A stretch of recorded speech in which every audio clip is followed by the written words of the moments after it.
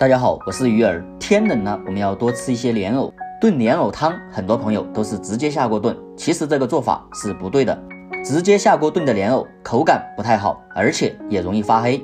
那么今天就给大家分享一个炖莲藕汤的正确做法，这样炖出来的莲藕汤鲜美好喝，软糯香甜。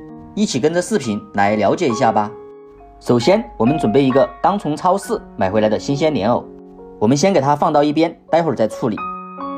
接着我们再准备一点提前泡发好的腊排骨，当然也可以选择新鲜的排骨来炖莲藕，我觉得腊排骨的口感要更加的好。接着我们再准备一口锅，往锅中倒入适量的长江水，然后再把泡发好的腊排骨倒进来。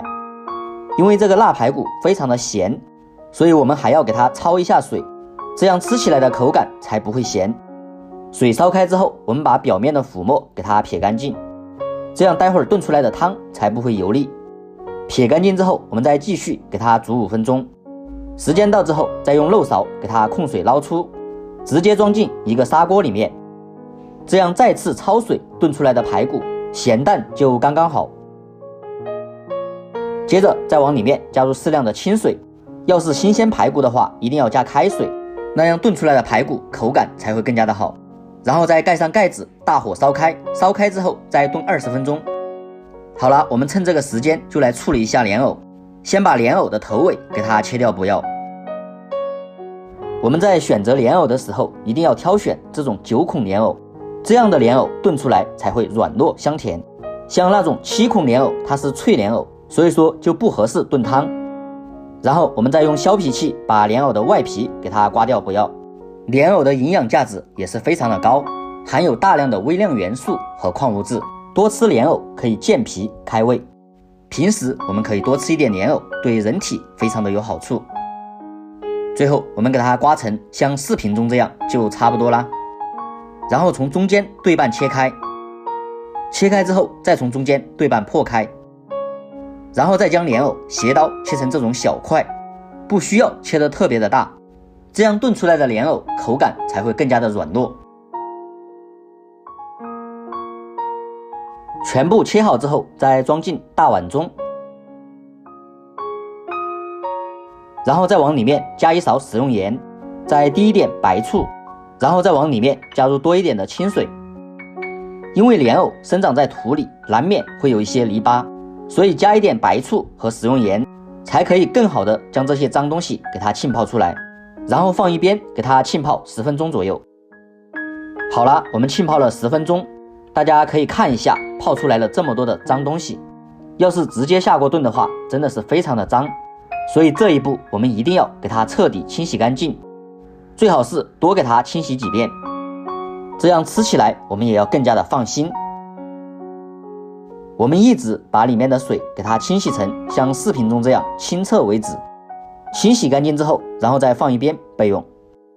这时候我们的排骨也炖了差不多20分钟了，哇塞，排骨的香味真的是好香啊。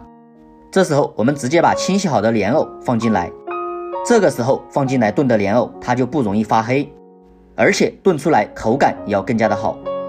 然后用筷子稍微给它整理一下，接着再把盖子盖上，先用大火再次把水烧开，水烧开之后调成这种小火，继续再给它炖40分钟。这个时候我们再来准备一点清洗干净的小葱，然后再改刀切成细一点的葱花，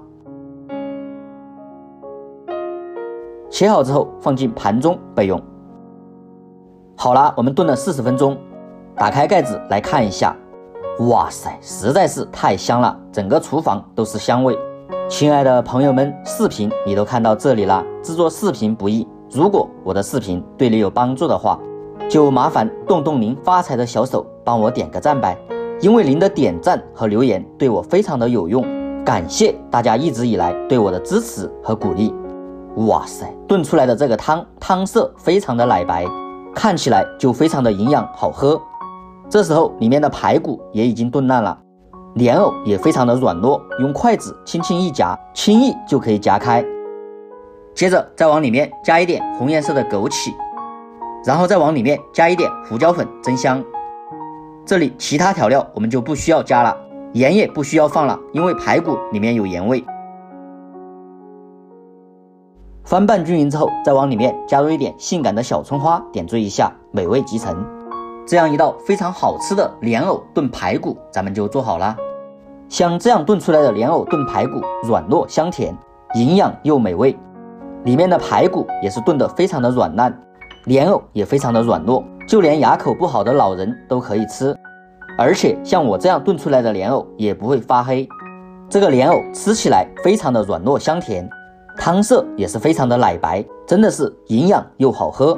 好啦，喜欢的朋友就收藏起来试一试。